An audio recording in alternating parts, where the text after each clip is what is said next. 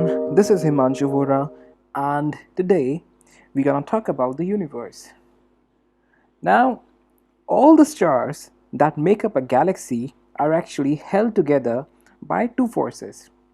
These two forces, the one of them is basically that the every galaxy has a black hole at its center, and these are the regions with very intense gravitational field.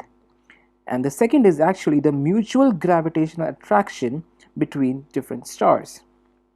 So black holes actually holds the stars by its gravitational pull.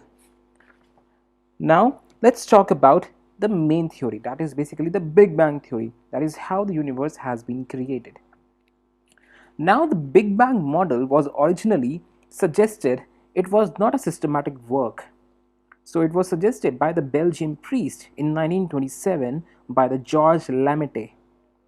Now, he said that it is basically a systematic development. He didn't give it as a scientific model. But later stages, this suggestion has been converted to the scientific model to explain the course of universe is done by the Edwin Hubble. It says that the universe is made up of energy, where the distribution of energy was same everywhere. It was simply made up of field of energy where the concentration of energy is same everywhere. And such field is called the quantum field of energy. At present, no theory talks about how this energy came. This energy is called the Higgs field. And in this Higgs field, a disturbance appeared. Now this disturbance was in the form of a particle, that what we call as a Higgs boson, that we have covered in the previous lectures. Now Higgs boson is also an elementary particle of the universe, right? So this Higgs boson was predicted by the theoretical model called the Standard Model in 2012. So the entire Big Bang is actually based on the one theme or an idea, that is the energy give birth to a mass. Now it is based on the fact that the matter exists in the form of nature. All quarks, leptons and the bosons, they exist in the state of nature, or they exist in a state of energy. Now in large LHC that we have talked about, the Large Hadron Collider at France, they have conducted an experiment as we have discussed in the previous lecture. They make a protons collide with each other in a magnetic field, and by this they create extremely small elementary particles. Now this LHC facility is to identify the different types of particles which exist as matter for a short period of time, and suddenly they bounce back to the state of energy. Now the Higgs boson takes the form of matter. It becomes a particle coming from the state of energy. It binds with other particle and slows them down, and because of this the other particle, they never convert back to the energy, and this is how the energy is converted to the mass. That is the main thing. Now the Big Bang theory was accepted because of Higgs boson. So Higgs boson appeared in the quantum field or the Higgs field. This boson particle actually converted the energy into matter, and this mechanism of Higgs boson retards other elementary particles, binds with them, and never allows other elementary particles to go back into the state of energy. And this whole procedure is what we call as the Higgs Englest Brout mechanism. So let me write it here, the name of that is the Higgs Englest Brout mechanism, and because of this they never get back to the state of energy again. And that is a reason why the primitive stars and the galaxy came into the picture. So this is why we can say that primitive stars and galaxies were formed. And once these galaxies actually came into being, these galaxies was pulling each other because of the gravitational pull. The universe began to shrink and collapse to a one point, and that point is what we call as a singularity. Now, this singularity is actually a size of a proton that is super dense.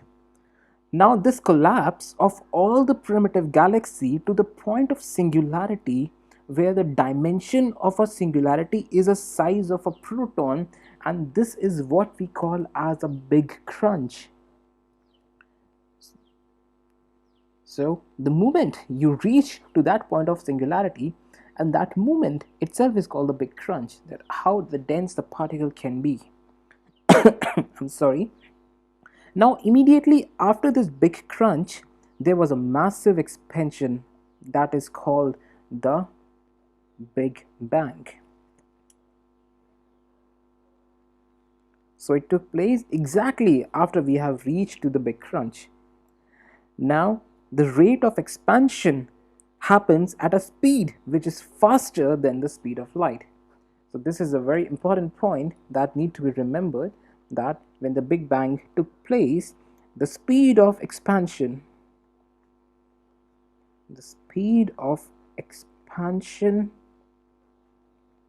of universe was greater than the speed of light. Now you surely gonna ask me that how is this possible, because from the very beginning, since class first, we are reading that nothing is more than the speed of light. Now how come suddenly this is a change? Now the proof behind this thing was also provided. Now the proof is that when there was a speed of expansion was greater than speed of light, because universe from the time of the Big Bang, so that is actually the 14 billion years ago, until from that time itself, the universe is continuously expanding.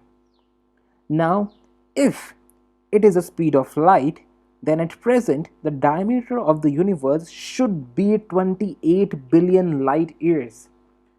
Now that's strictly because if it's speed of light and the universe is expanding at speed of light, then at present the observable universe should be 28 billion light years, right? But no, that's not true, because at present the observable universe is 93 billion light years.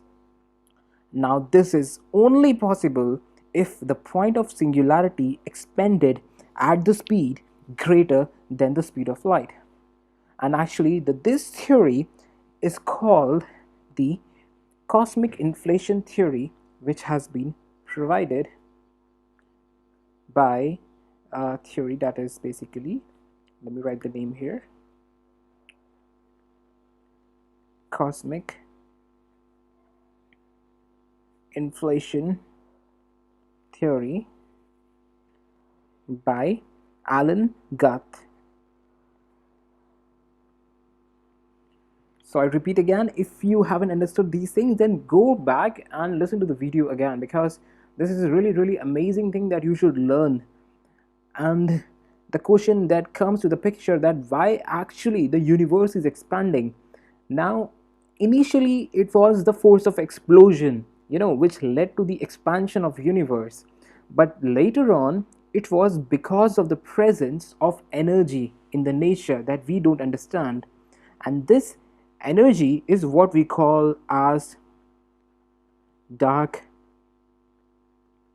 energy, and this is still a huge mystery.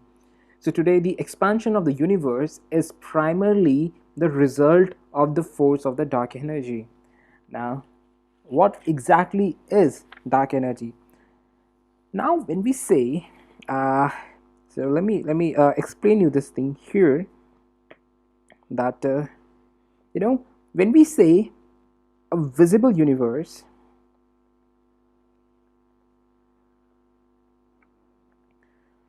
it is made up of three things. So whatever we see is basically made up of the neutron, proton and electron.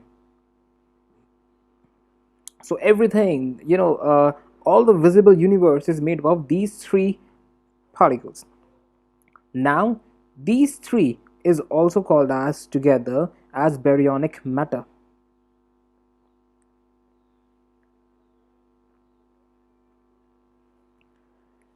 and surprisingly, they together comprise that they together comprise less than 5% of mass of universe. Interestingly, yes. So whatever the visible universe is, neutron, proton, electron, they comprise only 5% of the mass of the universe. Now, where is the rest 95%? So the rest of the universe is actually the made up of a mysterious invisible substance, and that invisible substance is what we call as the first, that is actually dark matter, that is 25%, and and the force that repels the gravity is what we call as the dark energy, which is basically 70%.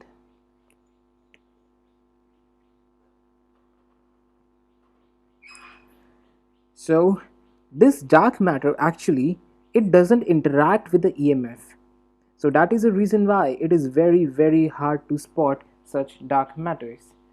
And interestingly, this is actually a theory of the dark matter which was the first laid forward by the Fritz-Zwicky theory. There is no need to mention, I think, but still, if you are curious to read about it more, then you can. That is Fritz Zwicky theory, and he said that it is not observed directly, it do not interact with matter, it is invisible to light, it is invisible to the electromagnetic radiation, and that is the reason why it is impossible to detect dark matter. And because of certain other factors like a gravitational lensing, we're gonna discuss gravitational lensing in the later chapters. Actually, in short, that I want to tell you that it is basically when the light comes from a distant galaxy, it gets distorted because it travels to the billions of light years. It gets distorted and it gets magnified by the massive invisible clouds of the dark matter. So this whole process called the gravitational lensing. So this is the reason why the dark matter is really impossible to detect. And on the other hand, the dark energy is something else. Now the dark energy is what repels the gravity. So this is what brings closer dark matter, and dark energy is something which repels. So for the expansionary effect, it is a dark energy. So I can write it here that for expansion, it is responsible for this. And interestingly, if you are aligned with the with the news these days, the last year, uh, the scientist has found a distant galaxy with no dark matter, and this is called the diffused galaxy. So you can note it down somewhere. If they can ask you that what is a diffused galaxy, then diffused galaxy is the one where there is no dark matter at all. So they have found recently. I don't know the name of that. You can Google it down. So this was mainly regarding the dark energy and the dark matter. Now the next thing that came, basically, that what are the evidences actually which supports the Big Bang theory. Now the very first evidence, let me write it here.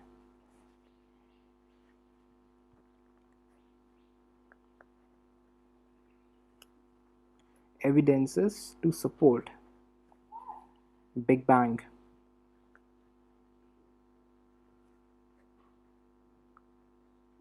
The very first of them is the Higgs boson discovery itself.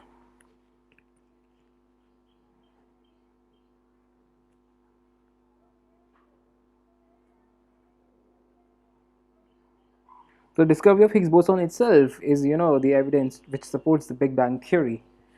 Now, the second evidence is the cosmic microwave background radiation.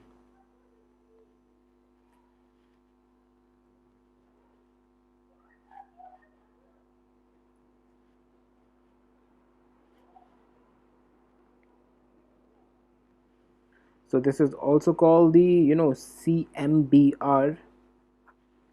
So this is what it is. Now let me explain you what it exactly is. So, uh, when the Big Bang took place, there is energy which has been left behind in the universe, after the Big Bang. So, what happened then? It is an electromagnetic energy, whatever original energy that could not be converted into matter is still in a dissipated form, and that is called the thermal microwave background radiation. So this is what originally is, because we have discussed that when the Big Bang took place, you know, generally when the Higgs boson appeared into the picture, it converted to the energy into the matter, and when few energy which has left behind, it has not been converted to the matter. That energy still exists in a dissipated form, and that energy is what we call as a cosmic microwave background radiation. And this CMBR, actually, the scientists are still studying this thing because this may contain the traces of the early universe and how the universe has been created. Maybe it has all the possibility to solve the current mysteries of the dark matter and the dark energy. And this is why the CMBR is pretty much important. And the evidences of this Big Bang which supports in CMBR is one of them. The next evidence which supports the Big Bang is, you know, that is basically the redshift. Oh, different pen.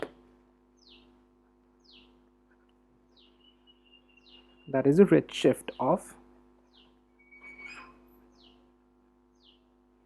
Doppler effect. Now, as we have discussed in the previous lecture that how the Doppler effect works, then uh, because actually this is more related to the sound, that if a source of the horn of a car is approaching you, you know the horn becomes very sharp and louder because more number of sound wave is reaching us. We are receiving more number of frequencies, so when the car goes away, these frequencies reduces. Now the same applies to the light also. The star are the source of the electromagnetic energy. So if the star is approaching us, its frequency or electromagnetic radiation increases, and we receive much more light energy. That is a blue shift. So if this is a star and it is coming closer to us, then this will show us a blue shift. And similarly, if a star is going away from us, then it will show us a red shift. So because if you see in the sky, in a very clear sky with telescope, surely you're gonna see the Andromeda galaxy. In the Andromeda galaxy you will see a blue spot. So it is one of the perfect example that Andromeda galaxy is approaching Earth, right, to our galaxy itself. So it will show a blue shift, whereas the rest and many of them would show a red shift. So this is how the evidence which support a Big Bang that a universe is still expanding, because many galaxies are showing the red shift. So this is one of an evidence, and I think that's pretty good. And three evidences are like, they're more than enough. So this is mainly about the Big Bang theory and how everything is in the picture. So in the next lecture, we will jump about the more frequent thing about the black holes. So let's jump to the next chapter. Thank you.